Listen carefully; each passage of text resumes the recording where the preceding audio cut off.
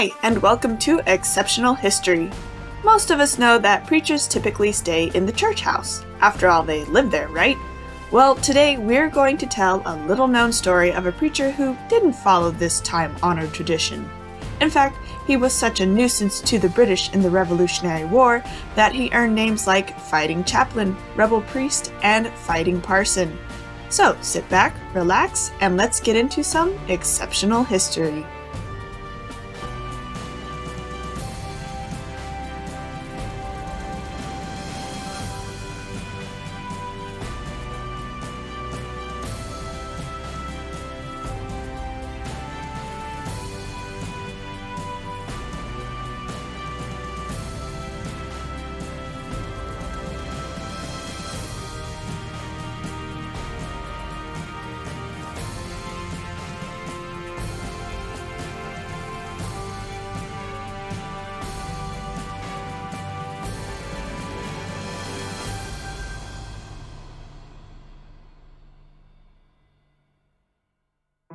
James Caldwell was born in Charlotte County, Virginia on April 14, 1734. Besides that, we don't know much about his early years. We know his family moved for religious freedom reasons, and he grew up mostly on New Jersey's frontier country, where his father was a pastor. James was also educated at Princeton before it was a posh university. Back then, Princeton was focused on seminary, so James came out as a ready-to-go preacher. He soon became the pastor of a church in Elizabethtown, New Jersey, and 1 year later, on March 14, 1763, at age 29, James married Hannah Ogden. Over the next 12 years, they had 9 surviving children and became notable figures in the community. James gained a reputation for ardent sermons that he not only preached but put into practice, which is what eventually got him into trouble, as he was an advocate for religious liberty, a view that was not very popular even in colonial America. So, of course, when the War for Independence started stoking up, James could not keep his mouth shut.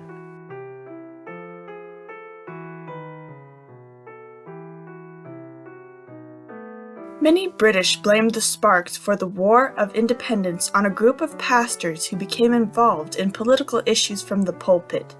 These men, who became known as the Black-Robed Regiment, felt they had a duty to speak on the issues of freedom. After all, if the rights of men were given from God, then the messengers of God had a right to speak against those who infringed on them. Such preachers were such a flint on the dry kindling of revolution that King George called the revolution a Presbyterian rebellion, and Horace Walpole, the English Prime Minister, said, "There's no use crying about it, Cousin America has eloped with a Presbyterian parson."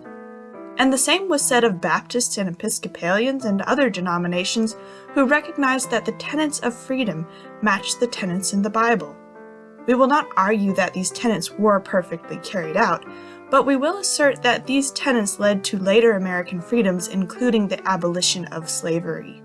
James was one of these outspoken pastors, preaching strong sermons from his pulpit that certainly stoked the indignation of his loyalist parishioners, who favored monarchy and state-run religion.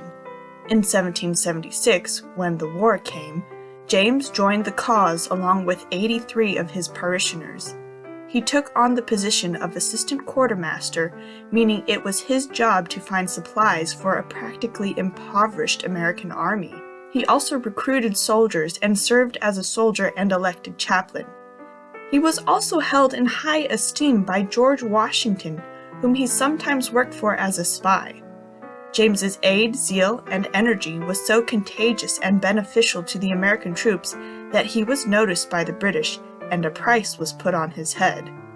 This prompted a ballad that was often chanted by the American soldiers. "Who's that riding on horseback? Parson Caldwell, boys, hooray! Redcoats call him Fighting Chaplain. How they hate him, well they may."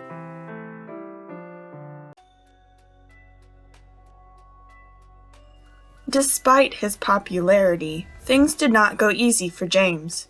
The fear of the British finding him in Elizabethtown prompted him to move to Springfield. However, when he left, his church doubled as a hospital for the American army, and in 1780, Tories burned the church down, trying to lay a blow against the Patriots. Probably the most hurtful part of this act was that the man who led these Tories was the son of one of James's close friends.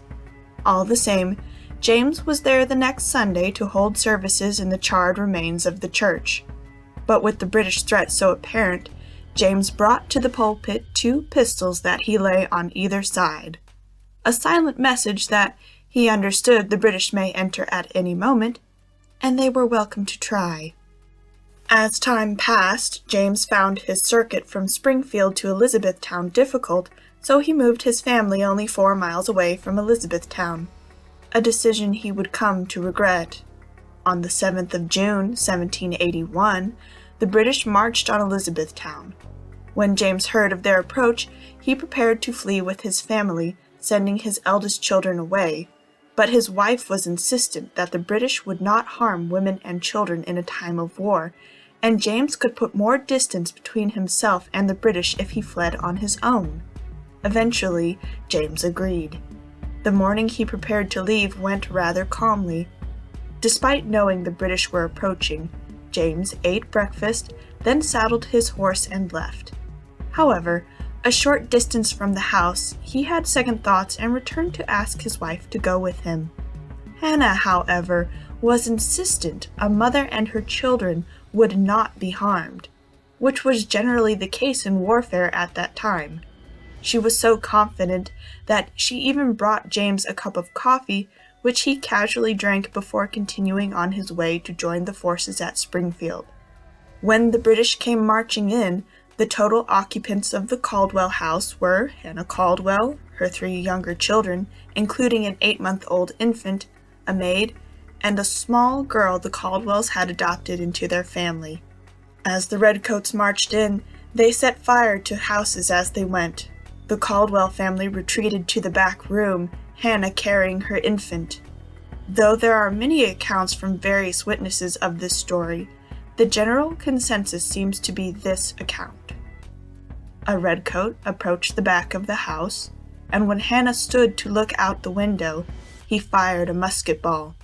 The shot threw her onto the bed, and the glass shards from the musket ball passing through the window hit the little girl the family had adopted in the face. Hannah died within a short time, and the British entered to ransack the house. They then set fire to the house, and as it burned, James was meeting up with the Marquis de Lafayette's troops.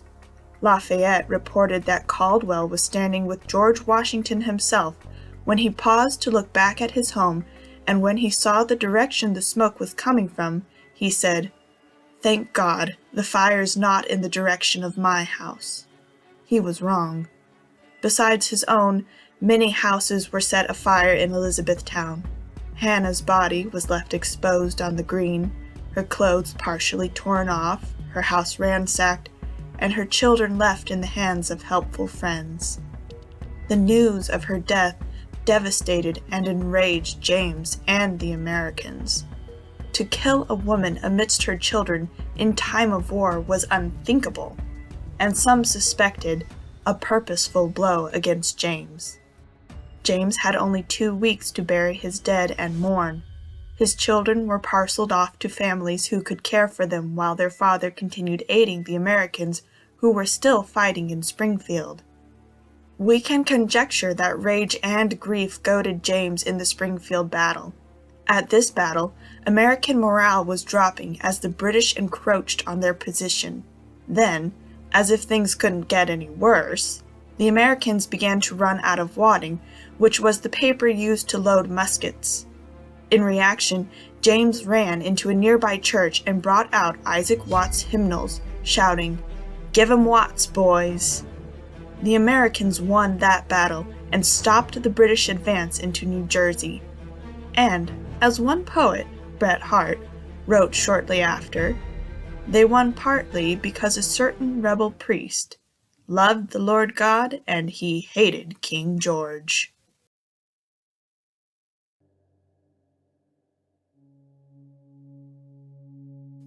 The British surrendered at Yorktown on October 19, 1781.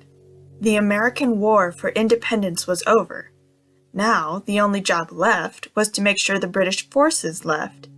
James was probably allowed a bit of relief, but it was short-lived. On November 24th, as James's parishioners drifted into church, they were surprised to find an empty pulpit.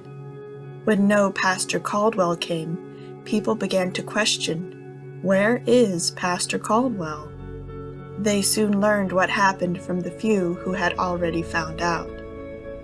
The day before, James was called to escort Beulah Murray, a woman who was scheduled under a flag of truce to meet with some relatives. After walking her to her carriage, he returned to retrieve a parcel from her boat. When he did, a sentry named Morgan, who was actually let off duty earlier in the day, ordered him to stop so that he could search the package. James began to do so, but when he did, Morgan inexplicably shot and killed James. When Morgan was put on trial, some suspected that he was bribed by the British. But whatever was the case, there was obvious intent to kill, since James had obeyed Morgan's order. Morgan's final words to the executioner were, "Do your duty, and don't keep me here suffering in the cold." Many grieved over the death of James Caldwell, soldiers and parishioners alike. The streets were lined with mourners as his body was brought home to be buried. But, in this case, it cannot be said that a good man's legacy does not go unattended. Funds for raising the Caldwell children poured in, including $100 from George Washington. The Marquis de Lafayette took in and educated Caldwell's eldest son, while the rest of the children were raised by other families.